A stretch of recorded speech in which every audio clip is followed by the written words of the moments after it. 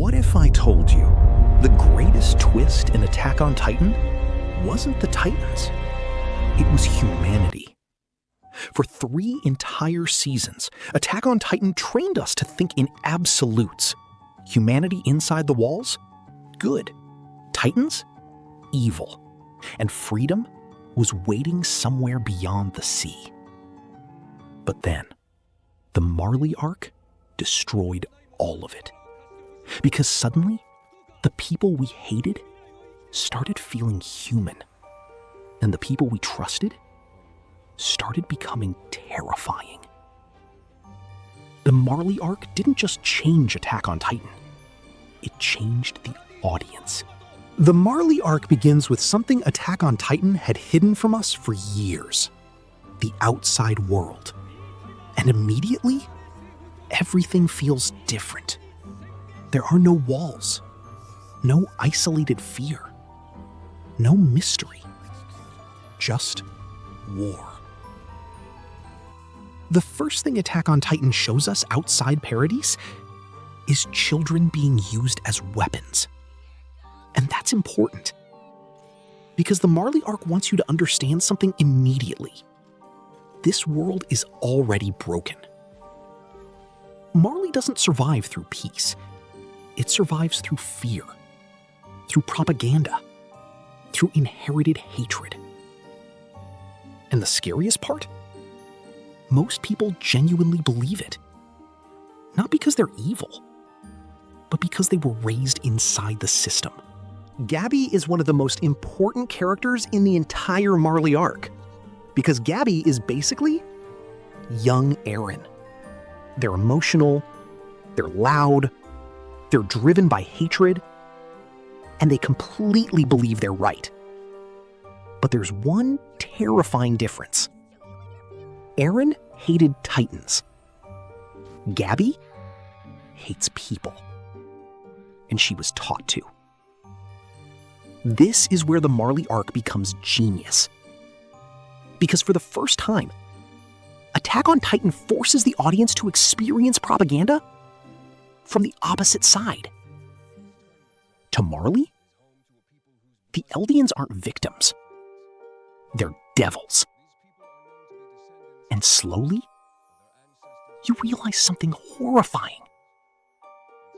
If Eren had been born in Marley, he probably would have become Gabi.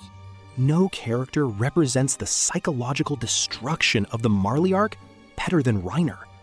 Because by this point, Reiner is already broken. He can barely sleep. He can barely think. He can barely live with himself. For years, Reiner convinced himself that he was a hero, that destroying Paradis was necessary, that the people inside the walls were monsters. But then he met them.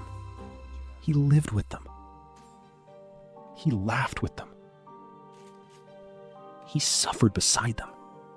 And suddenly, the lie stopped working. One of the darkest scenes in the Marley Arc is Reiner nearly ending his own life. Not because he's weak, but because he can't survive the contradiction anymore. He was both victim and villain. Then, there's Eren. Or maybe, what's left of him.